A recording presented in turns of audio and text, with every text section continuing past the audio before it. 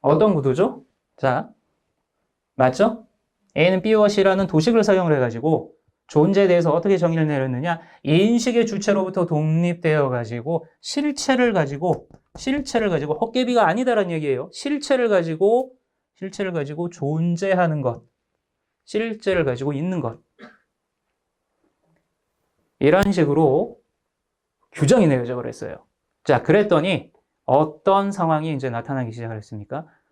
존재론이라는 학문이 나타나면서 자연스럽게 이해하고 쌍으로부터 댕기게 된 학문이 또 하나 있어요. 그게 뭘까요? 인식론이에요.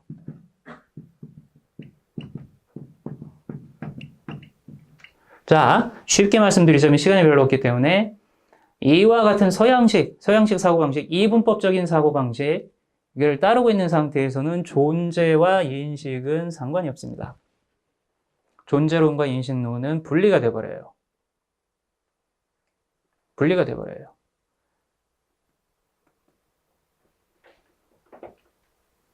그런데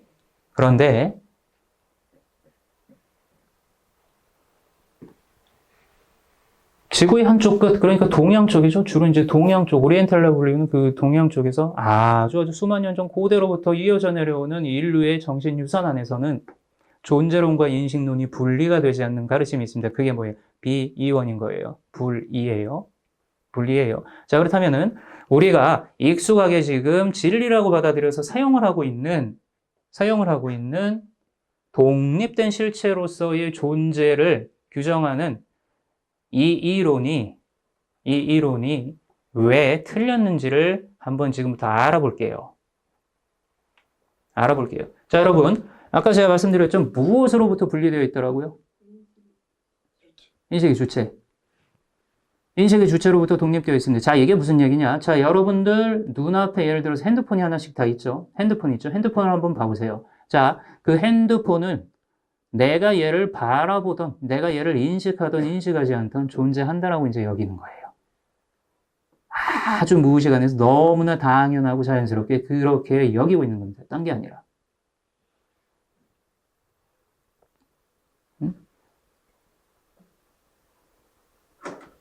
또 있어요. 남. 여기서 여러분들 뭐 옆에, 앞, 뒤에 앉아 계신 분들, 자, 이 사람들은 뭡니까? 내가 이 사람들을 인식하든 인식하지 않던 독립된 존재 값을 가지고 지금 드러나 있는 저 모양, 저 모습대로의 독립된 존재 값을 가지고 존재한다라고 은연중에 인정하고 있는 상태인 거예요. 과연 그럴까요? 자, 여기에서 심각한 오류가 나타납니다. 이게 우리가 알아봐야 돼요. 그러니까.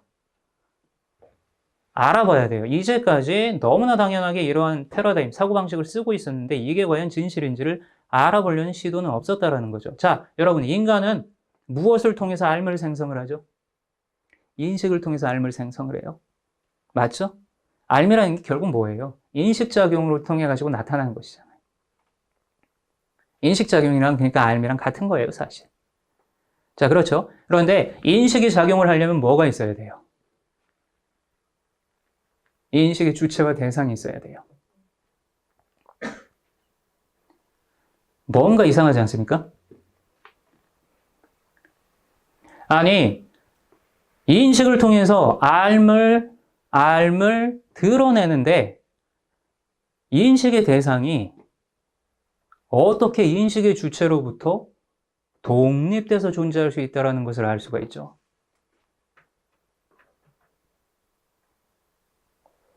웃기지 않습니까? 아니, 여러분이 지금 보고 있는 눈앞에, 예를 들어가지고 눈앞에 뭐 핸드폰 아니면 뭐 볼펜, 그것을 갖다가 인식하고 있는 주체로서, 인식 주체로서의 나와 분리되어 가지고 존재하고 있는지 아닌지를 어떻게 알아요? 심지어 뭡니까? 이것이 나와 상관없이, 존재할 수 없다라고 생각하는 순간에도 뭡니까? 그 생각이 존재하기 위해서는 뭐가 있어야 돼요? 그것을 인식하고 있는 주체로서의 나라는 역할이 있어야 돼요. 무슨 얘기인지 아시겠어요? 자, 그렇다면 어디에 위배가 되죠? 인식 주체로부터 독립되어 존재한다라는 것, 이 정의 자체가 어떻게 되죠? 위배가 되죠? 이거 뭐예요? 인식되는 모든 대상은 인식의 주체로부터 따로 떨어져서 존재할 수가 없기 때문에 그래요. 이해되십니까?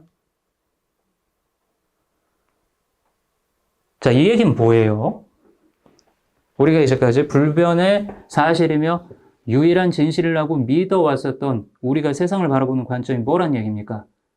입증된 사실이란 얘기예요? 아니면 하나의 추론에 불과하다는 얘기예요? 추론이에요. 자, 추론입니다. 그렇겠거니 라고 넘겨 짚어버린 추론에 불과해요. 자, 그리고 문제는 더 큰 문제가 있어요. 또 다른 데 더 큰 문제가 있어요. 여기서 뭐라고 이야기를 했죠? 실체? 실체?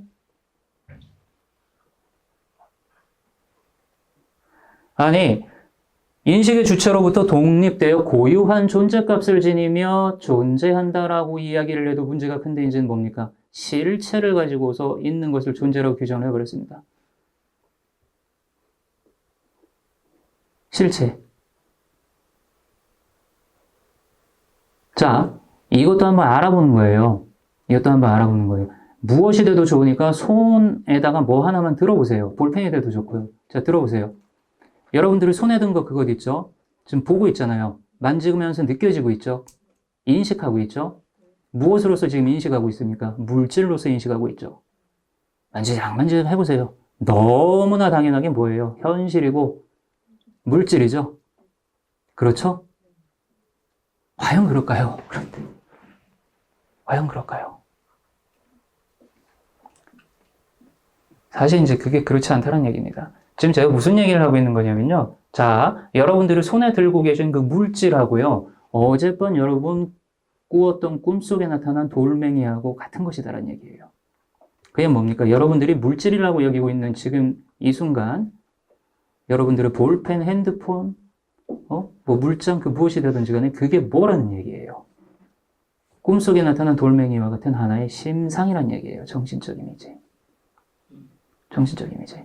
시크릿을 깨닫다라는 책에서 밝히고자 했던 부분도 바로 이거예요. 그래서 무엇을 말하고자 하는가? 심상과 정신적 이미지와 물상, 우리가 현실에서의 실제 물질이라고 여겨지는 것, 그것은 같은 것이다라는 얘기예요. 자, 이것은 받아들이기가 힘듭니다. 힘들죠. 그래서 이것을 설명하기 위해서 무엇을 알아야 된다는 거예요.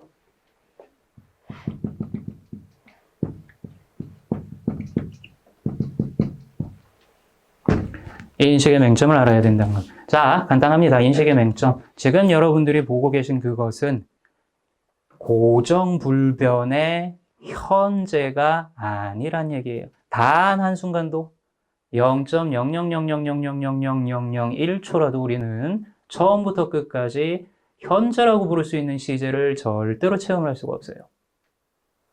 인식된 것 자체가 이미 뭐란 얘기입니까? 자, 여러분 뭐 하나 들어보세요. 자, 여기 보세요. 제가 들고 있는 이 순간 갖다가 콕 하고 찝어보세요. 콕 하고 찝어보세요. 뭐가 됩니까? 과거죠? 과거죠? 과거 아니에요? 과거예요. 찝어보세요. 자, 그럼 이렇게 생각하실 수도 있어요. 단 한 찰나라도 현재일 수 있지 않았을까? 현재일 수 있지 않았을까라고 생각하고 있는 그 순간 자체 전체 시제가 뭐예요? 과거예요. 과거예요. 인식의 맹점 뭡니까? 인간의식이 인식하는 모든 것은 개념적 구분상 과거 시제에 해당하는 것만을 보고 있는 겁니다. 인지하고 있는 거예요. 자, 그렇기 때문에 결국에 뭐란 얘기예요?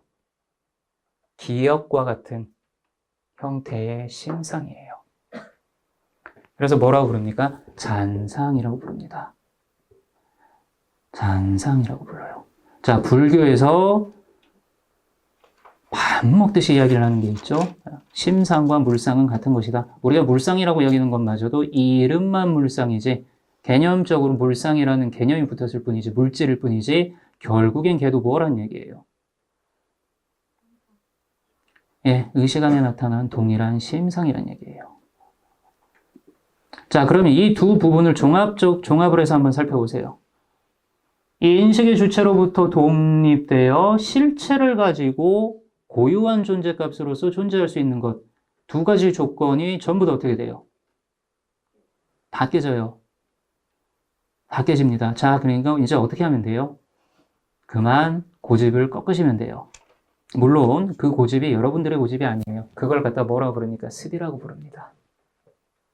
익숙한 습이에요. 존재의 잔상이라고 부르기도 하고요. 습이에요, 습. 너무나 익숙하게 그렇게 여기면서 살아왔던 그 잔상이 지금 그러니까 지속이 되고 있는 거죠. 자, 이것을 깨뜨리셔야 돼요. 이것만 깨뜨리시면 여러분들은 깨달음도 잡고 시크릿도 잡습니다. 자, 이유는 뭡니까? 10분 쉬었다가 이제 그 2교시 들어갈 때 시크릿에 대한 부분을 좀 더 살펴볼 거겠지만 시크릿이 작동하는 이유는 근원적인 이유는 이 세상이 저기 꿈속에 나타난 돌멩이와 같은 환영이기 때문에 그래요. 고유한 존재값을 가지고 실체로서 존재하는 세상이라면 시크릿 자체가 작동할 수가 없어요. 애석하게도. 오히려 이 두 가지 조건이 깨어졌기 때문에 시크릿이라는 것이 존재할 수가 있는 거예요.